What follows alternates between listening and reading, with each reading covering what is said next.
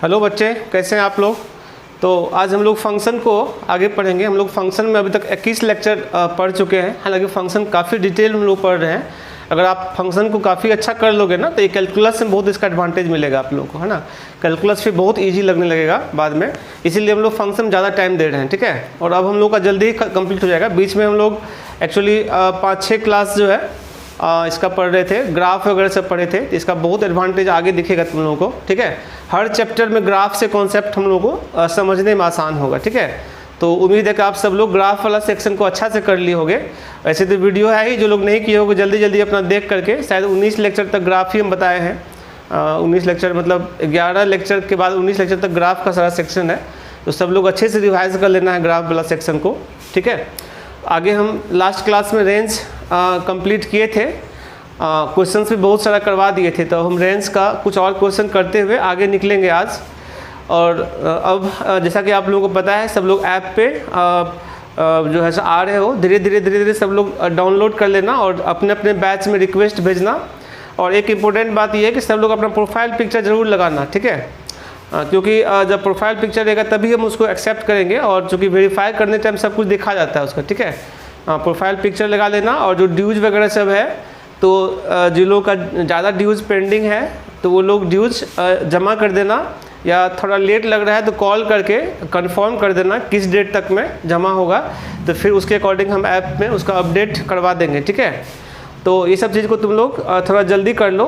हम लोग 3-4 दिन में जो है ना ऐप वाला सारा काम कंप्लीट कर लेते हैं, सभी बच्चों को ऐड कर लेते हैं उसमें। और फिर अब चूँकि हम लोगों का आज तो खैर पहले ही तरह के सिस्टम से रिकॉर्ड होगा, लेकिन इसके बाद बहुत अच्छा सिस्टम हम लोग लगाए हैं। और उसके बाद हम लोग का प्रॉपर वीडियो भी अच्छा आएगा और लाइव क्लास भी अच्छा से होगा, ठीक है।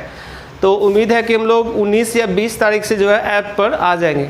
तब तक हम लोग जो है सारे लोगों को ऐप में ऐड कर ले रहे हैं। जो लोग नहीं डाउनलोड किए हो तो जल्दी डाउनलोड कर लेना और अपने अपने बैच में रिक्वेस्ट भेजना। यूट्यूब पर हम सारा प्रोसेस समझा दिए हैं लास्ट लेक्चर में, यानी 1-2 दिन पहले यूट्यूब पर हम वीडियो डाले थे ऐप के रिगार्डिंग, ठीक है। तो जो बैच कोड है, अभी 3 batch board 12th plus JEE का है, 1 बैच ओनली बोर्ड का है और 1 बैच 11th का है। तो ये 5 बैच अभी है हमारे पास। आने वाला टाइम में एक टारगेट बैच भी आएगा, ठीक है। जो अगले साल 21 के लिए टारगेट बैच होगा, वो उसका भी बैच हम बनाएंगे, ठीक है। वो सब चीज़ हम अपडेट कर लेते हैं और काफ़ी शानदार फिर हम लोग क्लास उसके बाद हम लोग कर सकते हैं सही से, ठीक है। अब अभी हम चैट वगैरह सब भी देख नहीं पा रहे हैं आप लोगों का। जब सब लोगों को ऐड कर लेंगे तब चैट वाला सेक्शन को हम हैंडल करेंगे, जिसका जो डाउट होगा वगैरह सब हम देखेंगे अच्छे से, ठीक है। तो आप लोग इस पार्ट को थोड़ा सा सही से देख लेना। ऐप का नाम तो आप लोगों को पता ही है, मैथमेटिक्स बाय दिलीप कुमार आर्या, ठीक है। ऐसे लिखना है, मैथमेटिक्स बाय। अभी चूँकि ऐप नया है तो अभी तुम लोगों को पूरा टाइप करना पड़ता होगा, हो सकता है, या पूरा रैंकिंग में नहीं हो। आप लोग ऐप डाउनलोड करने के बाद रेटिंग वगैरह सब कर देना। थोड़ा रेटिंग कर देने से क्या होगा, हम लोग का ऐप फिर ऊपर दिखने लगेगा, ठीक है, प्ले स्टोर पे। तो थोड़ा तुम लोग को भी हेल्प होगा और मुझे भी थोड़ा अच्छा लगेगा। सब लोग रेटिंग कर देना और रिव्यू वगैरह सब कुछ डाल देना, ठीक है, उस पर बाय दिलीप कुमार आर्या, ठीक है।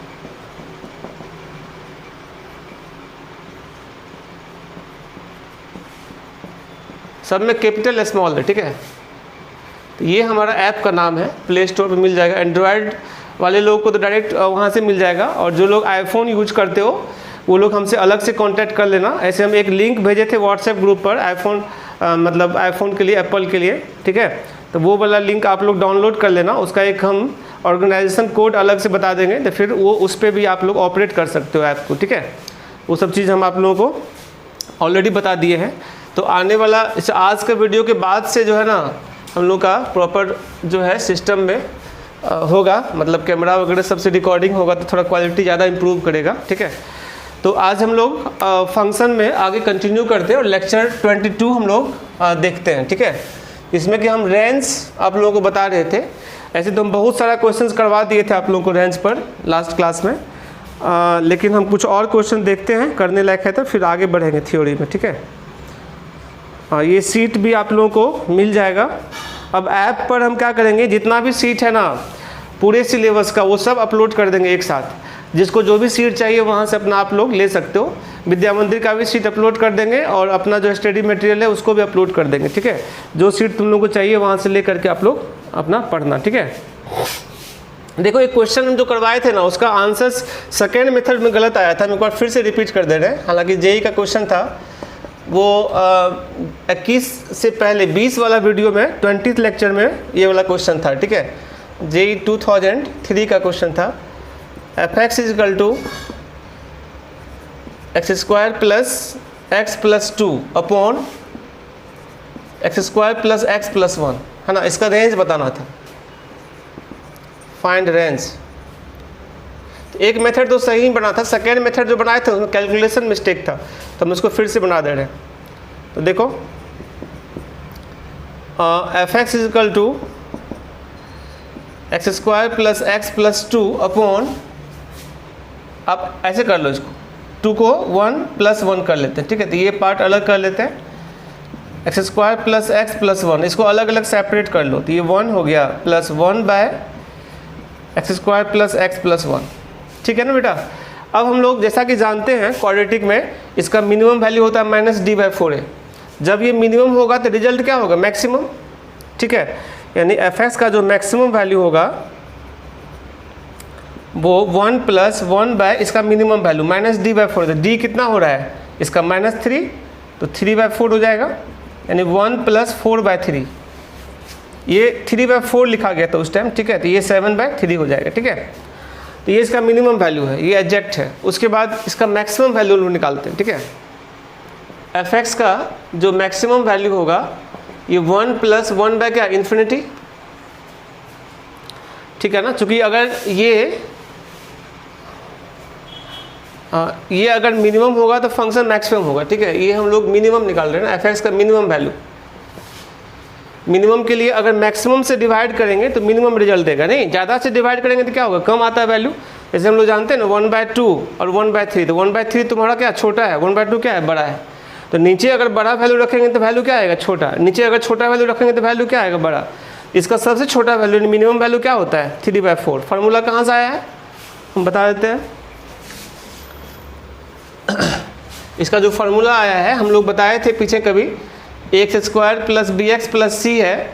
तो अगर फंक्शन, तो एफ एक्स का जो है मैक्सिमम वैल्यू होता है -d/4a, और ये मैक्सिमम तब होता है जब a इज लेस देन 0 होता है। और एफ एक्स का मिनिमम वैल्यू भी -d/4a ही होगा, लेकिन ये होगा जब a पॉजिटिव होगा, 0 से बड़ा होगा, ठीक है। तो अभी a मतलब क्या, coefficient of x square positive है, तो मिनिमम निकालने के लिए हम लोग को ये फार्मूला लगाना पड़ेगा, ठीक है। यही हम यहाँ पर यूज किए हैं -d/4, ठीक है। समझ में आ गया होगा। तो इसको हम लोग साफ कर लेते हैं और हम अब देखते हैं। और बाकी मैक्सिमम तो इसका इन्फिनिटी होगा, तो इन्फिनिटी लिख दिया है। तो ये रिजल्ट क्या होगा, 1 प्लस ये 0 प्लस होगा, क्योंकि 1/∞ एग्जैक्ट 0 नहीं होता, थोड़ा 0 से ज़्यादा होता है। तो 1 प्लस 0 प्लस का मतलब क्या कर सकते हैं, 1 प्लस कर सकते हैं। तो फाइनली रेंज क्या होगा इसका, 1 से इन्फिनिटी, ठीक है। 1 से इन्फिनिटी नहीं, ये जो तुम्हारा है मिनिमम हो गया 1 और मैक्सिमम तुम्हारा ये है क्या है, 7/3, 1 to 7/3। 1 पर ओपन ब्रैकेट, इस पर क्लोज ब्रैकेट, और ये इसका आंसर था, ठीक है। ये तो तुम लोग कर ही चुके थे पहले, है ना। आगे बढ़ते हैं, कुछ और क्वेश्चन देखते हैं और फिर हम जो है आगे बढ़ेंगे, ठीक है। देखो बेटा एक क्वेश्चन है, ये भी जेई 2003 में आया हुआ है, जेई नहीं IIT 2003 में आया हुआ है, ठीक है। मतलब IIT में जो था ना ऑब्जेक्टिव क्वेश्चन वो था, ठीक है। जेई मतलब जेई मेन यानी AIT पढ़ ली, ठीक है। और ये भी IIT का क्वेश्चन था, ठीक है। तो देखते हैं क्वेश्चन है, fx is equal to cos 2x minus sine 2x। देखो यहाँ पर ये एंगल दोनों का क्या है, सेम है। जब एंगल सेम होता है तो फार्मूला क्या बताए थे, -√a² + b² से +√a² + b², बताया था ना, ये वाला फार्मूला बताए थे। देखो एक बार रिपीट कर दे रहे हैं, a cos x + b sin x। ऐसा फंक्शन के लिए रेंज क्या बताए थे तुम लोग को, -√a² + b² प्लस से प्लस अंडर रूट क्या चाहिए, a² + b², क्लोज ब्रैकेट। समझ गया ना? हाँ, ये तभी एप्लीकेबल होगा जब ये एंगल दोनों का साइन और कॉस का सेम होगा। अब चाहे 2x हो या x हो, सेम होना चाहिए, ठीक है। सेम है तो ये फॉर्मूला यूज हो सकता है। यानी कि अब तुम लोग आसानी से इस बात को समझ सकते हो कि इसका जो रेंज होगा -√1² + -1², तो -√2 से क्या होगा +√2। इसमें ज़्यादा दिमाग नहीं लगाना है, बहुत ईजी है, ठीक है। आगे देखते हैं। हाँ, एक क्वेश्चन बहुत ही अच्छा है, इसको समझना है सही से तुम लोग। fx = ये क्वेश्चन पूछा हुआ है AIEEE यानी JEE में 2004 में, ठीक है। क्वेश्चन है fx = 7 - x p x - 3, 7 - x p x - 3, ठीक है। तो पहले तो डोमेन बताना होगा, फिर रेंज निकालेंगे, ठीक है। x का क्या वैल्यू आ रहा है तो बताए थे तुम लोगों को डोमेन निकालने का मेथड।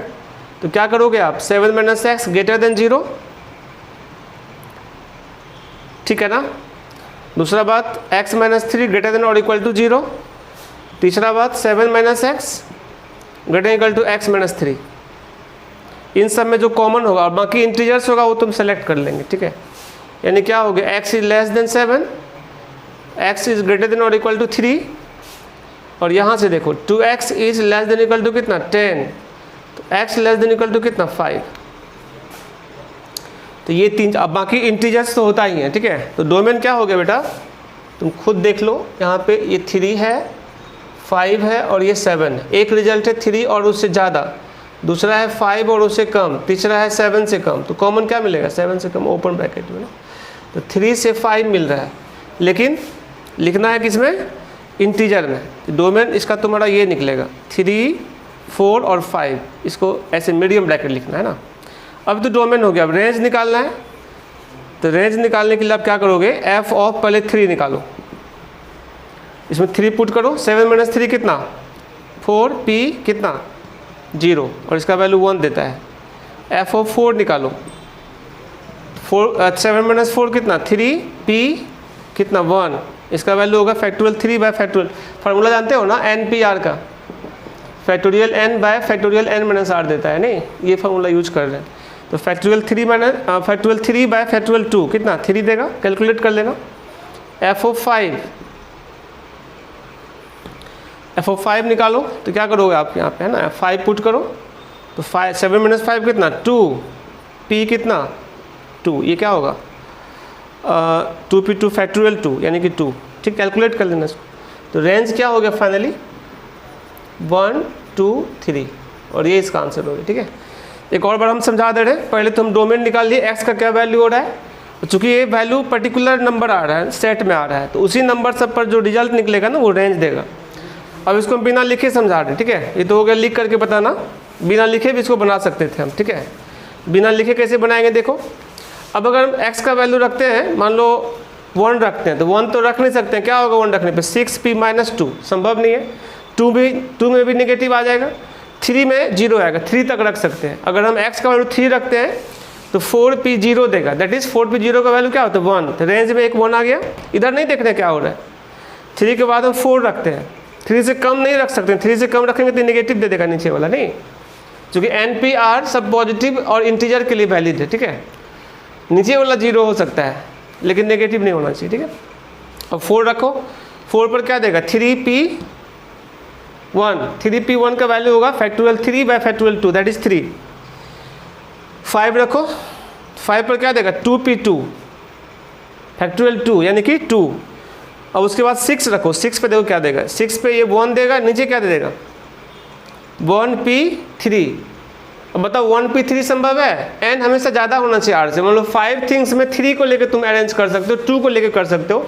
अगर 5 थिंग्स है और बोलेगा 7 थिंग्स को लेकर अरेंज करो, तो क्या ये संभव है, नहीं संभव है। इसलिए आगे हम नहीं रख सकते, 6 नहीं रख सकते, ठीक है। तो यानी कि x का वैल्यू हम रख सकते हैं 3, 4 और 5, उस पर जो fx निकलेगा वो 1, 2 और 3 आएगा, और ये इसका रेंज हो गया, ठीक है, नोट करो। तो हम आगे देखते हैं और कुछ क्वेश्चन अगर है तो रेंज से रिलेटेड। ऐसे हम बहुत सारा क्वेश्चन पीछे कर चुके हैं, और अब आप लोगों को टेंशन नहीं लेना है ना, आराम से आप लोग क्वेश्चन सॉल्व कर सकते हो, ठीक है। रेंज से रिलेटेड हम लोग बहुत सारा क्वेश्चन कर चुके हैं, तो अब अगर क्वेश्चन मिलेगा तुम लोग खुद से करना, ठीक है। और हम आगे बढ़ते हैं, ठीक है। न्यू टॉपिक स्टार्ट करते हैं, और मैपिंग जो कि हम ऑलरेडी पढ़ चुके थे, याद करो कहाँ पढ़े थे, ठीक है। इसके बाद का टॉपिक जो पढ़ना था हम लोगों को मैपिंग, लेकिन कुछ और चीज़ इसमें पढ़ेंगे हम, ठीक है। इसके लिए आप क्या करोगे, बोर्ड लेवल में आप लेक्चर 1 देख लेना अच्छे से, ठीक है। बोर्ड लेवल लेक्चर 1 आप अच्छे से देख लेना, उसके आगे का चीज़ हम पढ़ाएंगे इसमें, ठीक है। आप लोग देखे ही होंगे सब लोग, लेकिन जो लोग नहीं देखे हो, जो लोग सिर्फ जेई वाला लेक्चर को फॉलो कर रहे हो, वो बोर्ड लेवल का लेक्चर 1 देख लेना, उसमें बेसिक कॉन्सेप्ट मैपिंग का बताया है। ऐसे हम फिर से इसको हम एक्सप्लेन कर दे रहे हैं, ठीक है। इसमें आपको ज़्यादा डिटेल मिलेगा, बहुत सारा एग्जाम्पल्स वगैरह से मिलेगा बोर्ड लेवल का भी, ठीक है। तो आज हम इसमें आगे बढ़ते हैं, ठीक है।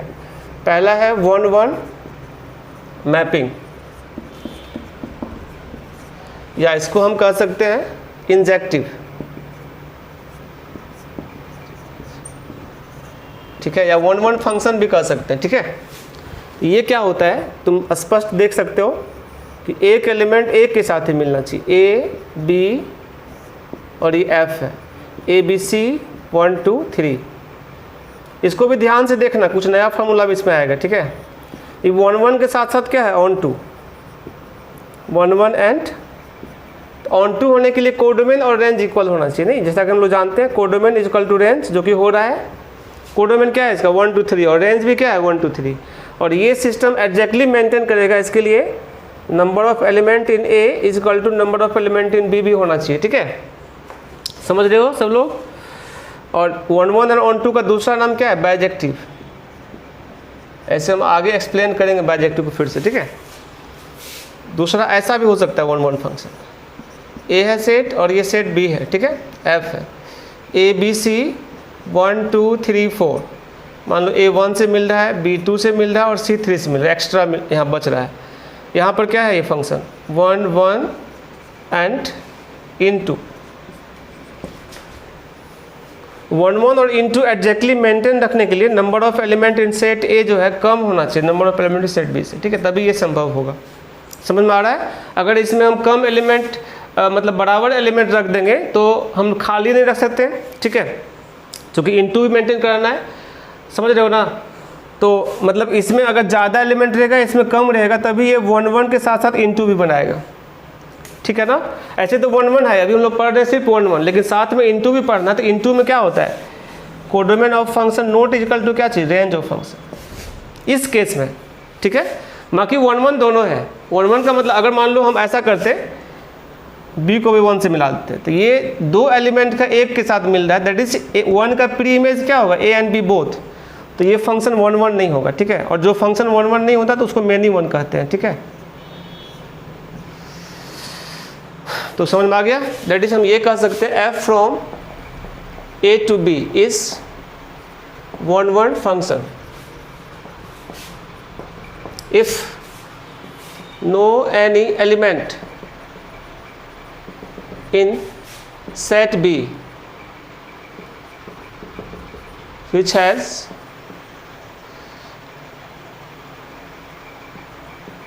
more than one preimage in set A। Set B में कोई ऐसा एलिमेंट नहीं होगा जिसका कि ज़्यादा प्रीइमेज हो, तब ऐसा फंक्शन हमेशा 1-1 देगा, ठीक है। ये तो कॉन्सेप्ट हो गया। और the function which is not 1-1 is called many 1 function, ठीक है, मेनी 1। जो फंक्शन 1-1 का कंडीशन फेल करेगा उसका नाम मेनी 1। फंक्शन को 2 ही टाइप में बांट सकते हैं, या तो 1-1 होगा या फिर मेनी 1 होगा, ठीक है। अब देखो एक और हम इसमें ग्राफिकल कॉन्सेप्ट बता रहे हैं, ठीक है। ऐसे उसको हम आगे लिख देंगे, फिलहाल हम यहाँ लिखते हैं method to check 1-1 function, method to check 1-1 function. One one function check करने का क्या सब मेथड है, जिसमें फर्स्ट मेथड हम अच्छे से एक्सप्लेन किए थे बोर्ड वाला क्लास में, फिर से लिख दे रहे हैं। If f of x1 is equal to f of x2 करोगे then implies that x1 is equal to x2। अगर ये कंडीशन मेंटेन करेगा तो फंक्शन क्या होता है, वन वन होता है। ठीक है, f of x1 is equal to f of x2 then implies that x1 is equal to x2 अगर होता है तो ये फंक्शन क्या हो गया, वन वन। ठीक है ना। ये बोर्ड में हम लोग बोर्ड लेवल के क्लास में इसको काफ़ी डिटेल में बहुत सारे एग्जांपल्स भी करे थे। अभी एक दो और एग्जांपल हम ऑलरेडी करेंगे, लेकिन हम पहले सारा मेथड बता देंगे ताकि हम सब क्वेश्चन को सभी मेथड से बना सके। ठीक है, यहाँ पे थोड़ा डिटेल में हम नॉलेज देंगे। जो बोर्ड लेवल में आप पढ़ लोगे तब अगर इसको पढ़ोगे तो बहुत अच्छा आप लोगों का कॉन्सेप्ट क्लियर होगा। ठीक है, बहुत सारा एक्स्ट्रा फार्मूला भी यहाँ पर आएगा। ठीक है, इसको जल्दी से आप लोग जो है नोट करो।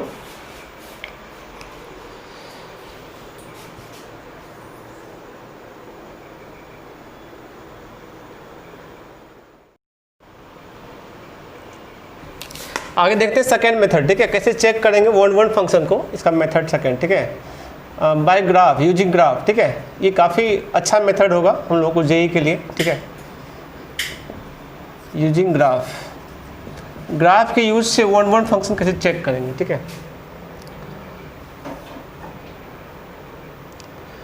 If line parallel to the x axis cuts graph of function at only one point, then it is called graph of function. Sorry, it is called one one function. ठीक है, कॉल्ड इंजेक्टिव या one one function. ठीक है, x का parallel line, Y का parallel line test क्या करते हैं, फंक्शन टेस्ट करने। जैसे मान लो ये कोई फंक्शन, ये कोई ग्राफ है। ठीक है, तब यहाँ वाई का पैरेलल लाइन कितना, दो बार कट करती है, तो फंक्शन ही नहीं है। ठीक है, पहले तो फंक्शन होगा, उसके बाद ना वन वन फंक्शन। ठीक है, तो पहले हम लोग को टेस्ट करना पड़ेगा फंक्शन है या नहीं है, उसके बाद हम लोग टेस्ट करेंगे कौन सा है, वन वन है क्या है। तो देखते हैं, कुछ ऐसा होगा इसमें। ठीक है, जैसे मान लो ये कोई ग्राफ है y इक्वल टू f(x). अब यहाँ पर तुम लोग को ये देखना है कि x का पैरेलल लाइन कितना बार कट कर रहा है, एक ही बार कट कर रहा है। देखो यहाँ कट किया, यहाँ कट किया, यहाँ कट किया, मतलब एक x के लिए एक ही y मिल रहा है। नहीं, x1 x2 x3 सब के लिए अलग, ये y1 मिल रहा है, ये क्या होगा y2, ये क्या होगा y3। अलग अलग x पर अलग अलग y मिल रहा है, दैट इज डिफरेंट इनपुट पर डिफरेंट आउटपुट मिल रहा है। ठीक है, that is for every input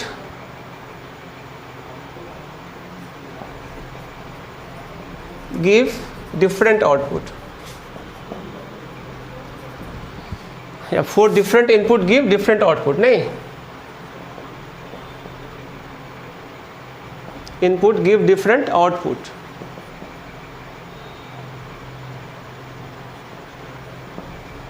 ये इसका वन वन फंक्शन को चेक करने का मेथड है। ठीक है, एक और मेथड जो कि हम बोर्ड वाला बैच में नहीं बताए थे, ये बहुत अच्छा मेथड होगा कंपटीशन वाले क्वेश्चन को सॉल्व करने का मैपिंग में। ठीक है, बहुत अच्छा मेथड है। If function is strictly increasing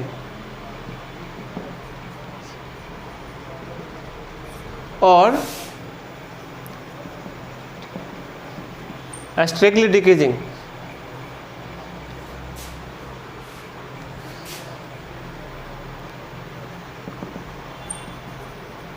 then it is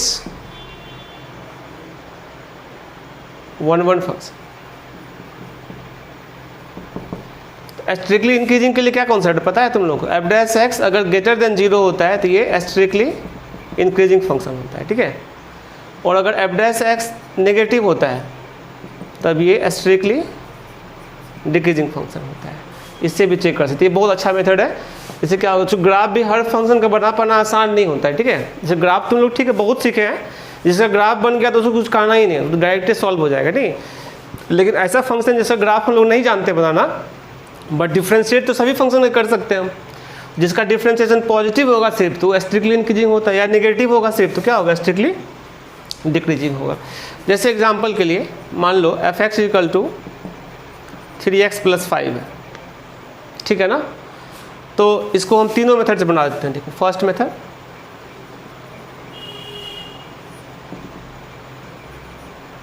f(x1) is equal to f(x2) अगर हम करते हैं तो क्या देता है बताओ, 3x1 + 5 is equal to 3x2 + 5। यहाँ से 5 क्या हो गया, कैंसिल हो गया, that is 3x1 is equal to 3x2, और बाद में 3 भी कैंसिल हो जाएगा, तो क्या बचेगा, x1 is equal to x2। इसी का इंतजार था। इसका मतलब है कि f(x) is equal to 3x + 5 is 1 function, ठीक है ना। और भी मेथड इसका जो है ग्राफ से, और ये मेथड देखो इसमें दरअसल मुझमानी समझा देते हैं, इसको डिफ्रेंशिएट करो क्या देगा 3, और 3 पॉजिटिव है कि नेगेटिव है, पॉजिटिव है, दैट इज ये स्ट्रिक्टली इंक्रीजिंग फंक्शन है, 1 है, कुछ करना ही नहीं पड़ेगा। ये मेथड सबसे फास्ट होगा बनाने के लिए, ठीक है। तो ये मेथड हम लोग बोर्ड में यूज नहीं करते हैं, सिर्फ कंपटीशन के लिए, चूँकि ऑब्जेक्टिव क्वेश्चन है तो वहाँ यूज कर सकते हैं, ठीक है। स्ट्रिक्टली इंक्रीजिंग मतलब क्या होगा, ग्राफ बढ़ते जा रहा है, इंक्रीज मतलब ग्राफ घूमेगा। जैसे मान लो ग्राफ अगर आगे जाके टर्न हो जाएगा तब ना ये 2 बार कट करेगा एक्स का पैरेलल, मान लो 2-3 बार टर्न हो जाएगा तो ज़्यादा बार कट करेगा। लेकिन अगर टर्न होगा ही नहीं, ग्राफ ऐसे चलते चल जाएगा, दैट इज इंक्रीजिंग है, तो क्या होगा, 1 फंक्शन हमेशा होगा। या डिक्रीजिंग मतलब क्या होगा, ग्राफ ऐसे डिक्रीज कर रहा है, फिर ऊपर नहीं जाएगा, डिक्रीज ही कर रहा है लगातार, तो एक बार कट करेगा फिर। इसलिए फंक्शन या तो स्ट्रिक्टली इंक्रीजिंग हो या फिर स्ट्रिक्टली डिक्रीजिंग होता है। ऐसे केस में हमेशा क्या होता है, 1 फंक्शन होता है, ठीक है। इसको जल्दी से तुम लोग नोट करो, ठीक है।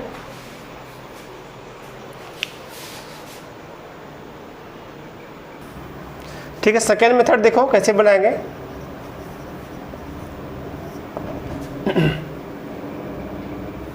ग्राफ का यूज करते हैं इस बार, ठीक है। फंक्शन क्या था, f(x) इक्वल टू 3x - 5, यानी y इक्वल टू 3x - 5 कर सकते, 3x + 5 कर सकते हैं। x 0 पर y क्या मिल रहा है, 5, और y 0 करोगे तो क्या मिलेगा, -5/3। कुछ ऐसा है इसका ग्राफ, स्ट्रेट लाइन, ठीक है, लीनियर फंक्शन। अब x का पैरेलल लाइन क्या, एक ही बार कट कर रहा है। देखो कहीं से भी लाइन खींचोगे तो क्या एक बार कट कर रहा है, दैट इज 1, ऐसे लिख देना। ये तो ग्राफ है तुम्हारा f(x) इक्वल टू किसका, 3x + 5। यहाँ लिखना line parallel to the x axis cuts only 1 point at the graph, ठीक है। इसीलिए f(x) equal to 3x + 5 is 1 function.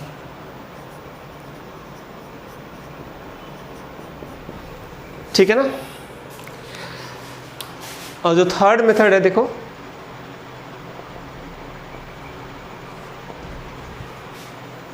हम लोग का फंक्शन क्या था, f(x) इक्वल टू 3x + 5। इसको डिफ्रेंशिएट करो, f' निकालो, ठीक है। क्या देगा, डिफ्रेंशिएट करोगे तो 3 × 1 + 0, यानी क्या 3 दिया, और ये क्या है पॉजिटिव, यानी f(x) equal to f(x) is strictly increasing function.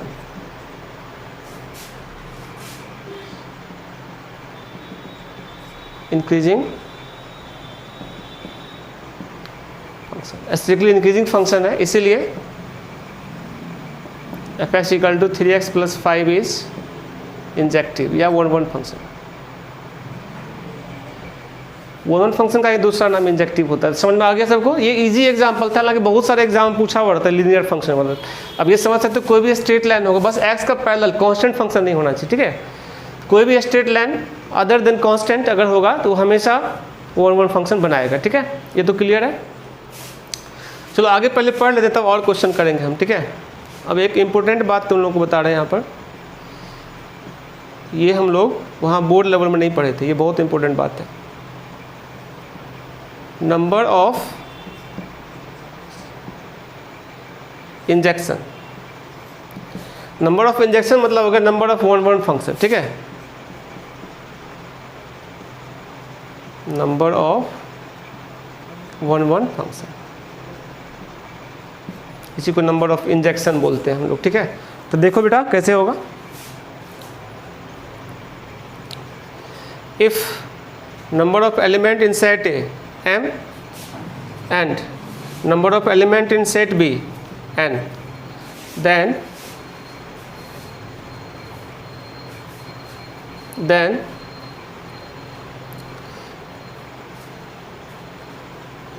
number of injection या one one function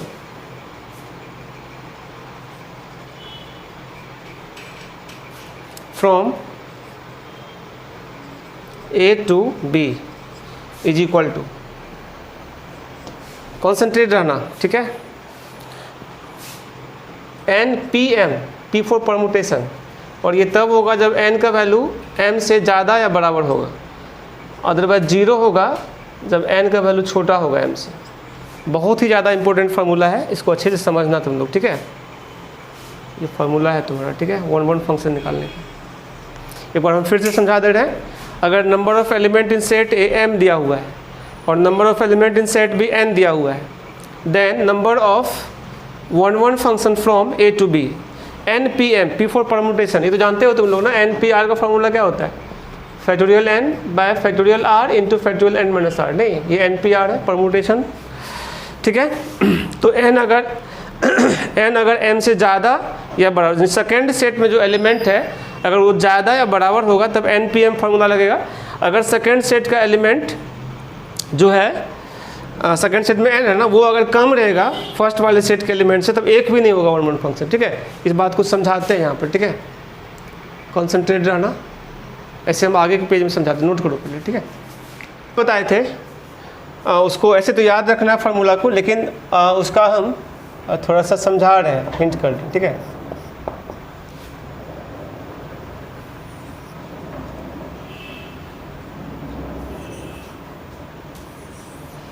set A है और ये सेट B है, A1 A2 A3, इसमें m एलिमेंट था, ठीक है, up to am, B1 B2 B3 up to Bn, ठीक है। अब देखो बेटा यहाँ पर जो A1 है, A1 को कितना तरीका से मतलब मैच करवा सकते हैं, A1 को B1 से मिला सकते हैं, है ना, या A1 को क्या हम B2 से मिला सकते हैं, इस तरह से हम लोग n तरीका से मिला सकते हैं। A1 को मिलाने का तरीका क्या होगा n, A2 को मिलाने का तरीका कितना होगा एक। अब जिससे तुमको A1 मिला दिया है, मान लो A1 को B2 से मिला दिया है, तो A2 को भी तुम B2 से नहीं मिला सकते, तब मैनी वन हो जाएगा, नहीं। तो A2 को मिलाने का तरीका, जिस किसी से भी एक जगह ये मिल जाएगा A1, उससे A2 नहीं मिलेगा, दैट इज A2 को मिलाने का तरीका कितना होगा n-1, एक तरीका कम जाएगा। अब A1 और A2 जिससे मिल गया उससे A3 नहीं मिलेगा, ठीक है, इसका तरीका कितना होगा n-2। इस तरह से करते करते करते हम लोग का लास्ट एलिमेंट am है। अब तुम देख सकता है 3 के लिए क्या है n-2, तो m के लिए क्या होगा n-m-1, दैट इसको सॉल्व करोगे तो n-m+1 होगा। अब टोटल वेज निकालना, इसको मल्टीप्लाई करना है, ठीक है, total ways equal to n into n-1 into n-2 up to n-m+1।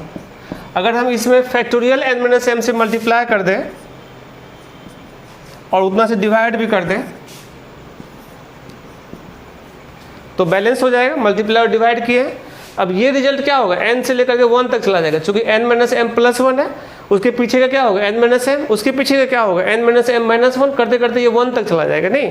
तो ये जो ऊपर का रिजल्ट है तुम्हारा क्या हो जाएगा फैक्टोरियल n, और नीचे का रिजल्ट क्या होगा फैक्टोरियल n-m, और इसी को तो कहते हैं n-p-m, ठीक है ना।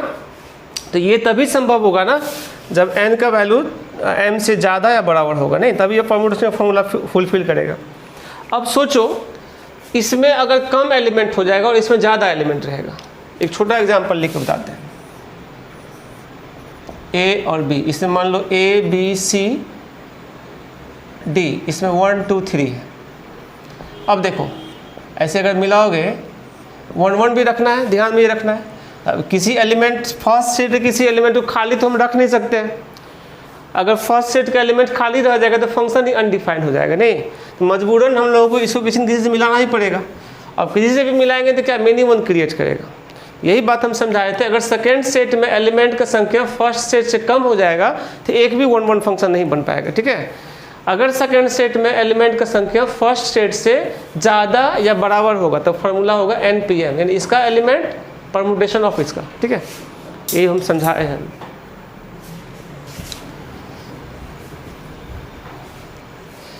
जैसे हम एक एग्जांपल करवा देते हैं, ठीक है, ध्यान देना तुम लोग।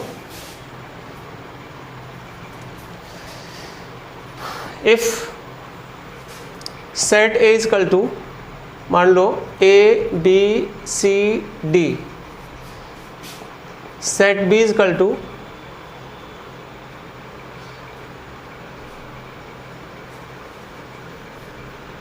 ABC ही रखते हैं, ठीक है। Set B is equal to 1 2 3 4 ऐसा है, ठीक है। Then find total number of 1 1 function. तो कैसे निकालेंगे? अब देखो यहाँ पर सेट ए में number of element in set A कितना है 3, और number of element in set B कितना है 4, 4 एलिमेंट इसके अंदर है। अब ये ज़्यादा होना चाहिए तभी संभव होगा, नहीं, इसलिए number of 1 1 function from A to B, number of 1 1 function from A to B क्या हो जाएगा 4p3, यानी फैक्टोरियल 4 बाय फैक्टोरियल 4 माइनस 3, यानी कितना हो गया फैक्टोरियल 4 24 बाय 1, यानी इसका रिजल्ट 24 हो जाएगा। नहीं, फाइनली इसका 24 आंसर हो गया इस क्वेश्चन के लिए। लेकिन हम इस क्वेश्चन के अंदर एक नोट बता रहे हैं, ठीक है, इसको समझना सही से। अगर इसी क्वेश्चन में हम लोग को पूछता first total number of functions from A to B, total function कितना होगा, तो क्या बताए थे तुम लोग याद करो 4 to the power 3, नहीं सेकेंड सेट में जितना एलिमेंट उसका पावर फर्स्ट बोला। ये फंक्शन का फर्स्ट या सेकेंड लेक्चर में बताए थे इस पर क्वेश्चन, ठीक है, नंबर ऑफ फंक्शन वाला, ठीक है। तो 4 की पावर 3 हो जाएगा तो रिजल्ट कितना होगा, इसको हम लिख सकते हैं number of element in B to the power number of element in A, ये फार्मूला है, ध्यान रखना। तो कितना हो जाएगा बेटा इसका value 64। Total number of function 64 है, जिसमें कि 24 फंक्शन 1 1 रहा होगा और रेस्ट फंक्शन क्या रहा होगा मैनी 1, ठीक है। इसमें और भी कुछ कुछ पॉइंट हम लिख रहे हैं, नोट करो जल्दी से। तो जो पॉइंट है उसमें एक और पॉइंट हम लिख रहे हैं, ठीक है, ध्यान देना सीधे से। Total number of many 1 function, many 1 function from A to B, तो क्या करोगे आप इसके लिए total number of functions minus number of 1 1 function, समझ रहे हो आप। तो क्या हो जाएगा रिजल्ट इसका, number of element in set B to the power number of element set A, ये फार्मूला ही हो गया एक तरह से, ठीक है, माइनस कितना जो सेकेंड सेट में 4p3, और ये रिजल्ट 64 था और ये रिजल्ट कितना 24, तो रिजल्ट कितना हो जाएगा बताओ 64 minus 24 40, total number of many 1 function हो जाएगा 40, ठीक है। अब इसमें बताते हैं total number of functions from B to A। अगर B to A में फंक्शन निकालना है तब कितना होगा, ये होगा number of element in set A whole power number of elements क्या सेट B, ये फार्मूला है, याद रखना है ठीक से। अब number of element in set A कितना था बेटा 3 टू दी पावर 4, कितना देगा 81। अगर B से A में टोटल नंबर ऑफ फंक्शन निकालना है तो 81 हो जाएगा, ठीक है। लेकिन वही अगर हमको ऐसे निकालना है, total number of functions from total number of one function, ठीक है, one functions from b to a, ठीक है। तो देखो यहाँ पर तुम जान सकते हो इसका वैल्यू क्या होगा, 0, क्योंकि हम जान सकते हैं यहाँ पर कि number of element in set A जो है, सेट बी, सेट ए कितना था 3 और नंबर सेट बी कितना है 4। जैसा कि हम बताए थे अगर बी से ए फंक्शन निकालना है, जैसे कि हम निकालेंगे मान लो बी से ए में फंक्शन, तो बी सेट क्या था 1 2 3 4, ए सेट क्या है ए बी सी।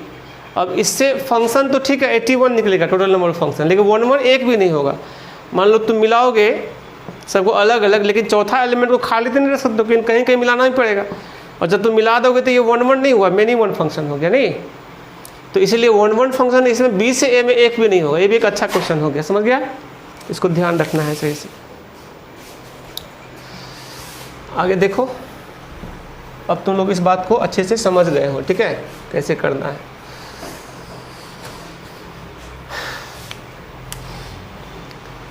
तो ये नंबर ऑफ वन फंक्शन का कॉन्सेप्ट हो गया। साथ में नंबर ऑफ फंक्शन भी डिस्कस कर दिए, हालांकि फंक्शन के शुरुआती लेक्चर में शायद 1 2 3 लेक्चर में हम नंबर ऑफ फंक्शन के बारे में डिस्कस कर चुके थे ऑलरेडी, ठीक है। तो हम अब आगे बढ़ते हैं और हम सेकेंड नंबर जो कि मेनी वन फंक्शन है वो डिस्कस करते हैं।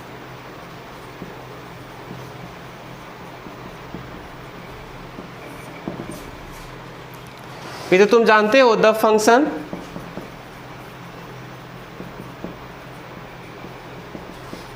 which is not 1 is called क्या चाहिए, मेनी वन फंक्शन। जो फंक्शन 1 नहीं होगा तो मेनी, सारा बात खत्म हो गया यहीं पर, ठीक है। 1 का सारा कंडीशन बता चुके हैं, तो 1 अगर नहीं होगा तो क्या होगा, मेनी वन तो होगा ही, ठीक है। तो ऐसे हम फिर से अलग से भी इसको एक्सप्लेन कर दे रहे हैं। ध्यान देना बेटा, ये सेट ए है और ये सेट बी है, ये फंक्शन है फिर, ठीक है। ए बी सी 1 2 3 4, मान लो ए 1 से, बी भी 1 से, सी 2 से, ऐसा मिल रहा है। तो ये मेनी वन के साथ साथ क्या इनटू है, many one and into. Into इसीलिए कोडोमेन और रेंज इक्वल नहीं है, वो तो बात क्लियर है। सेट ए है और ये सेट बी है, ये एफ है। ए बी सी 1 2 मान लो है, ठीक है। ए बी सी डी ले लेते हैं, 1 2 3 ले लेते हैं। ए 1 से मिल रहा है, बी भी 1 से मिल रहा है, सी 2 से मिल रहा है और डी 3 से मिल रहा है। ये भी मेनी वन है, लेकिन ये साथ साथ क्या है, मेनी वन एंड क्या है, ऑन टू ना। ऑन टू के लिए बस ये देखना है, codomain of f is equal to range of f है। लेकिन ये रिजल्ट एक्चुअल में मेंटेन तभी करेगा जब number of element in set A जो है वो ज़्यादा होना चाहिए नंबर ऑफ सेट बी से, क्योंकि इसमें ज़्यादा एलिमेंट कहते हैं ना, ज़्यादा एलिमेंट ए के साथ भी मिलेगा और खाली भी नहीं बचेगा, ठीक है। तो इसमें ज़्यादा एलिमेंट चाहिए, इसमें कम चाहिए, तभी ये कंडीशन मेंटेन रखेगा हमेशा, many one and onto. ये मेनी वन इन टू है तो इसमें कुछ भी रह सकता है। अगर हम इसको हटा भी दें, मान लो इसमें एक और 3 रख दें, तभी ये मेनी वन इन टू है, बराबर एलिमेंट है। अगर इसको भी हटा देते हैं हम, इसको सबको 1 से ही मिला देते, तभी many one into maintain रहता है। तो इसके लिए कोई दिक्कत नहीं है, समझ गया ना। बट मेनी वन के साथ साथ ऑन टू रहेगा, तो उसके लिए तुम्हारा number of element in set A जो है ज़्यादा होना चाहिए number of element set B से, ठीक है। इस बात को ध्यान रखना है, ठीक है। नोट करो जल्दी से। Method to check many one function. Many one function check करने का क्या मेथड होगा, तो सब कुछ 1 का उल्टा कर लो ना, है ना, कुछ ज़्यादा दिमाग नहीं लगाना है। जैसे कि if f of x1 is equal to f of x2 करेंगे, तो x1 जो है ना नॉट इक्वल टू x2 देना चाहिए। दूसरा बात, line parallel to the x axis cuts more than 1 points, ठीक है। एक्स एक्सिस का पैरेलल लाइन ज़्यादा बार कट करेगा तो वो मेनी वन फंक्शन हो जाता है, ठीक है। और तीसरा डिफरेंशिएशन, जो फंक्शन है नाइदर इंक्रीजिंग नॉट डिक्रीजिंग होना चाहिए, ठीक है। Function is neither increasing not decreasing,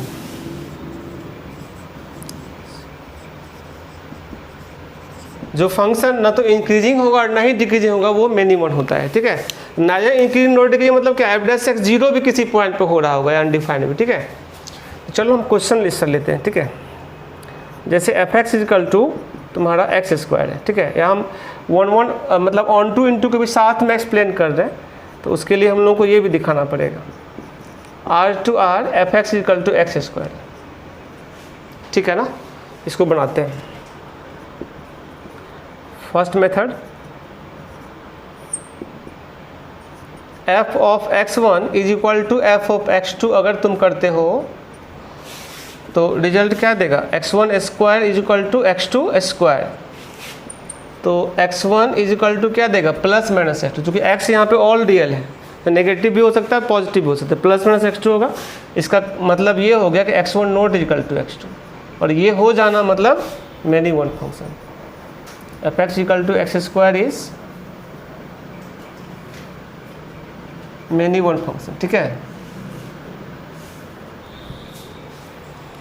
ठीक है, अब आगे देखो, इसको एक और मेथड से हम समझा रहे हैं, ठीक है। सेकेंड मेथड,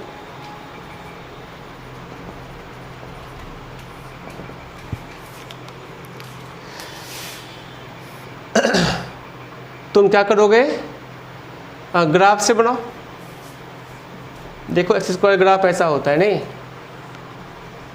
और यहाँ पर x का पैरेलल लाइन कितना बार, दो बार कट कर गया। कोई भी लाइन खींचो x का पैरेलल लाइन, और देखो यहाँ एक बार दो बार नहीं, x1 ये x2 ले लो। x1 और x2 दोनों के लिए y क्या एक ही मिल रहा है, दो इनपुट का एक आउटपुट मिल रहा है नहीं, x1 के लिए भी y1 मिल रहा है और x2 के लिए भी क्या मिल रहा है y1, तो दो इनपुट का एक ही आउटपुट मिलता है तो मेनी वन हो गया ना। अब साइड से ग्राफ लोगे तो ऐसे ऐसे चलते जाता है नहीं, तो बहुत सारा इनपुट का एक ही आउटपुट मिलेगा, ठीक है। यहाँ पे लिख दिए line parallel to x axis cut more than one में 2 भी हो सकता है, 3 भी, इन्फिनाइट भी हो सकता है, ठीक है। तो यहाँ पर देख रहे हैं कि line parallel to the x axis cuts more than 1 point, है ना। इसलिए f x equal to x square is क्या हो गया बेटा, मेनी वन फंक्शन। डिफ्रेंसिएशन से तो तुम आराम से देख सकते हो। थर्ड मेथड देखो, अब जिसका ग्राफ खींच, जैसे देखो ये इजी एग्जांपल लिए है इसीलिए कि हम लोग सब कुछ समझ सके सही से। मान लो बहुत ही कॉम्प्लिकेटेड फंक्शन लेते थे, हम उसका ग्राफ नहीं बना पाते, फिर हम या तो फर्स्ट मेथड लगाते या थर्ड मेथड लगाते नहीं, और जैसे ग्राफ बना दिए तो फिर कुछ नहीं बचा। ग्राफ इसलिए हम इतना फोकस किए थे कि ग्राफ अगर तुम जान गए हो किसी फंक्शन को बनाना तो उसमें हर चीज़ हम बता सकते हैं। इवन ऑड है, 1 है, मेनी वन है, आगे भी बहुत चीज़ पढ़ेंगे। पीरियडिक फंक्शन है, पीरियड क्या है उसका, इन्वर्स है, कंपोजिट में सब कुछ डिस्कस कर सकते हैं ग्राफ से। तो हर कॉन्सेप्ट को कैलकुलस का ग्राफ से ड्राइव करना होता है, ठीक है, समझना होता है। इसलिए ग्राफ का पोर्शन हम लोग अच्छे से देखे थे, ठीक है। देखो थर्ड मेथड, यहाँ पे अगर डिफ्रेंशिएट करोगे एक्स स्क्वायर को तो 2x देगा नहीं, और ये 0 भी तो हो रहा है x इक्वल टू 0 पे, मतलब ना तो पॉजिटिव और ना ही नेगेटिव है, एग्जैक्टली है। इसलिए यहाँ हम लिख सकते हैं एफ एक्स इज क्या है, नाइदर इंक्रीजिंग नॉट डिक्रीजिंग। तो इसी कारण से f x equal to x square जो है इज क्या है, मेनी वन फंक्शन है। समझ में आ रहा है बेटा, काफ़ी इजी। हम अच्छा एग्जांपल लेंगे, है तो एग्जांपल समझ रहे हैं पहले कॉन्सेप्ट को, फिर हम एग्जांपल भी लेंगे। अच्छा ठीक है, अभी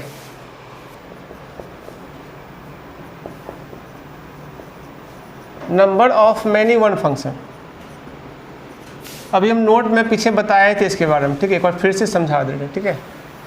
अगर निकालना है मेनी वन फंक्शन तो कैसे निकालना, if number of element in set A is equal to m and number of element in set B is equal to n, then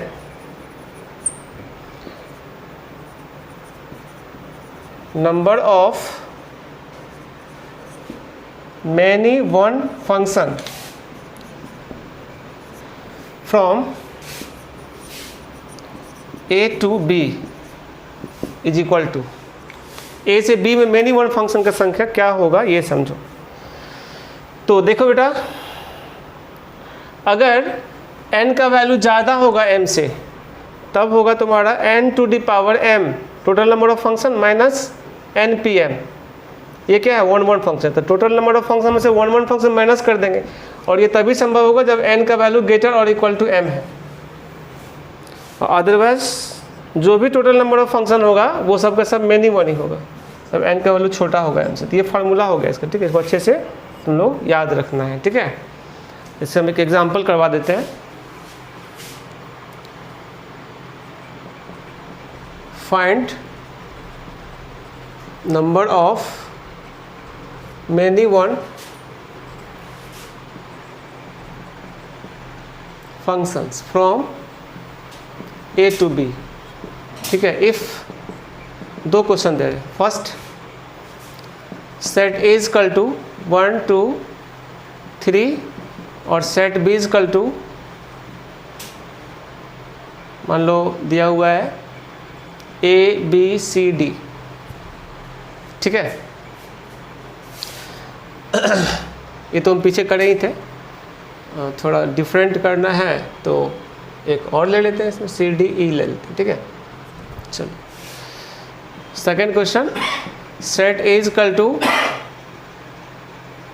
A B, या सेट ए इजकल टू 1 2 3 4 और set B is equal to A B C, ठीक है बेटा। तो अब यहाँ देखो, first question को सॉल्व करो। Number of element in set A कितना दे रहा है इसमें 3, इन सेट बी कितना दे रहा है 5। तो सेट बी में ज़्यादा एलिमेंट है सेट ए से, इसीलिए number of 1 1 function from A to B, क्या लिखोगे, कौन सा लिखोगे, फर्स्ट वाला फॉर्मूला लिखोगे, नहीं, n to the power m, यानी 5 to the power 3 minus 5p3। 5 to the power 3 कितना होता है 125 माइनस 5p3 हो गया फैक्टोरियल 5 बाय फैक्टोरियल 2। तो ये 120 बटे 2 60, यानी 125 माइनस 60, तो कितना हो गया बेटा 65, और ये इसका आंसर होगा, ठीक है। और इसी में अगर सेकेंड क्वेश्चन तुम लोग बनाओगे तो देखो, नंबर ऑफ एलिमेंट जो पता ही है ना, सीधे लिखते हैं number of many one function. अच्छा, इसमें सेम नहीं, अलग अलग है ना, इसको लिख देते हैं, तो ठीक है। हमको लगा कि सेम है, मतलब number of element in set है इसमें कितना है बेटा 4, और number of element in set b ये कितना है 3, है ना। इसीलिए number of many one function from A to b, a से बी में मैनी वन फंक्शन कितना होगा, अब चूंकि ए में ज़्यादा है बी में कम है, तो 1 1 तो एक भी नहीं बनेगा, जो भी फंक्शन होगा सबका सब मैनी वन ही होगा, यानी 3 टू द पावर 4, और ये कितना होगा 81। क्लियर ना, नोट करो। तो चलो बच्चों, आज हम लोग जो है ना यहीं तक रखते हैं। आज बहुत ज़्यादा हम लोग का क्लास हो गया, तो आप लोग इसको रिवाइज कर लेना। हालांकि हम पहले भी पढ़े थे, लेकिन बहुत कुछ नया देखने के लिए मिल रहा होगा, नहीं बताए भी थे उस टाइम हम कि जेई वाला जो पढ़ाएंगे मैपिंग, तो उसमें बहुत कुछ एक्स्ट्रा बताएंगे, ठीक है। तो अभी हम लोग अगले लेक्चर में इसके आगे जो है ना onto into, number of onto function, number of into function वगैरह सब डिस्कस करेंगे, और बहुत सारा कंपटीशन का क्वेश्चन जो जेई का और एग्ज़ाम जेई का और अदर स्टेट लेवल एग्जाम से में पूछा हुआ उसको डिस्कस करेंगे, ठीक है। और फिर एक और टॉपिक उसमें हम लोग कंप्लीट करेंगे, क्या चीज़, इवन और ऑड फंक्शन। अब फंक्शन हम लोगों का जो है ना, जैसे हम गिन देते हैं, जैसे मैपिंग तो आज लगभग कंप्लीट हो गया, लेकिन हम आधा क्लास अगले क्लास में और लेंगे, तब पूरा कंप्लीट हो जाएगा, ठीक है। उसके बाद इवन ऑड फंक्शन है, और उसके बाद तुम्हारा ये है पीरियोडिक फंक्शन है और फिर कंपोजिट एंड इन्वर्स फंक्शन है। तो हम पीरियोडिक फंक्शन तक जो है अगले क्लास में कोशिश करेंगे कंप्लीट करने का, थोड़ा लंबा लेक्चर लेंगे और उसके बाद इन्वर्स और कंपोजिट होगा, है ना, यानी कि 2 या 3 लेक्चर हम लोग इसके बाद और लेंगे तो हम लोग का पूरा कंप्लीट हो जाएगा। या हम लोग ज़्यादा डाउट करेंगे तो एक और लेक्चर आएगा, मतलब हम लोग का ये है। अब लेकिन ये बात तुम लोग ध्यान रखना, इतना जो तुम लोग पढ़े हो 20-21 लेक्चर तक, वो सब हम आगे पढ़ने के लिए किए। ये मत समझना कि फंक्शन पूरा पढ़ लिए हैं। 21 लेक्चर तक मतलब हम लोग कुछ भी थ्योरी नहीं पढ़े हैं, उसमें क्या पढ़े हैं हम लोग, एक्स्ट्रा कॉन्सेप्ट पढ़े हैं जो कि आगे कैलकुलस में अच्छा काम करेगा, ठीक है। लेकिन फंक्शन का जो मेन थ्योरी है अब हम लोग का 21 लेक्चर के बाद से हो रहा है। नहीं, रेंज बताए, फिर मैपिंग है, यहीं से मेन क्वेश्चन रहेगा, ठीक है। फिर आगे इवन ऑड फंक्शन होगा, फिर पीरियोडिक फंक्शन होगा, है ना। जो भी चीज़ कॉन्सेप्ट का है वो सब लास्ट का ही 5-6 लेक्चर में फंक्शन का, ठीक है। पीछे का जितना भी लेक्चर्स था वो सब बेसिक कॉन्सेप्ट में काउंट होगा, ठीक है।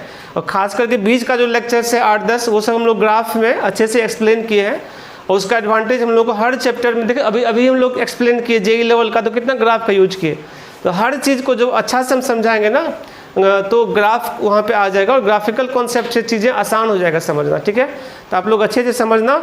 एक बार हम फिर से बोल देते हैं कि आप लोग ऐप को, सब लोग जो लोग नहीं इंस्टॉल किए हो, जल्दी जल्दी अपना प्ले स्टोर पे इंस्टॉल कर लेना, ठीक है। और बैच कोड क्या डालना है उसके लिए हम ऑलरेडी एक वीडियो डाल चुके हैं यूट्यूब पर, वहाँ से देख लेना कैसे कैसे किस बैच का क्या कोड है, वो कोड अपना यूज करना। लेकिन हम अभी चूँकि जो पहले से इनरोल स्टूडेंट हैं और जिसका ड्यूज़ वगैरह सब नहीं, उसको ऐड कर रहे हैं, लेकिन धीरे धीरे चूँकि उसमें टाइम लग रहा है, स्टूडेंट को वेरीफाई करने में टाइम लग रहा है, ठीक है। तो बहुत सारे स्टूडेंट का रिक्वेस्ट आया हुआ है, लेकिन हम उसको वेरीफाई कर करके मतलब ऐड करवाएंगे, है ना। जो बाकी हमारा टेक्निकल स्टाफ है वो इसको जो है सो इस पर काम कर रहा है सही ढंग से, तो उसमें 2-4 दिन टाइम लगेगा, ठीक है। तो आप लोग परेशान मत होना, लेकिन इस 3-4 दिन में आप लोग क्या करना कि जो लोग न्यू स्टूडेंट हो वो इनरोल हो लेना, एडमिशन करवा लेना, और जो पुराने स्टूडेंट्स हो और ज़्यादा ड्यूज बाकी है, पहले से ड्यूज पेंडिंग है, तो वो लोग ड्यूज या तो जमा कर दो जल्दी से, या अगर दिक्कत हो रहा है तो तुम लोग कॉल कर करके जो है यहाँ पर एक फ़िक्स डेट बता देना, ठीक है। तो ऐप में उसको मेंशन करना होगा, ठीक है। तो अगर ऐसा नहीं करोगे तो फिर ऐप में ऐड नहीं हो पाओगे, ठीक है। और दूसरा बात कि सब लोग जो भी रिक्वेस्ट डाल रहे हो, अपना प्रोफाइल पिक्चर जो है वो एकदम लगाना नहीं भूलना है, ठीक है। जिसका प्रोफाइल पिक्चर रहेगा उसी को एक्सेप्ट करेंगे हम, ठीक है। चलो, थैंक यू।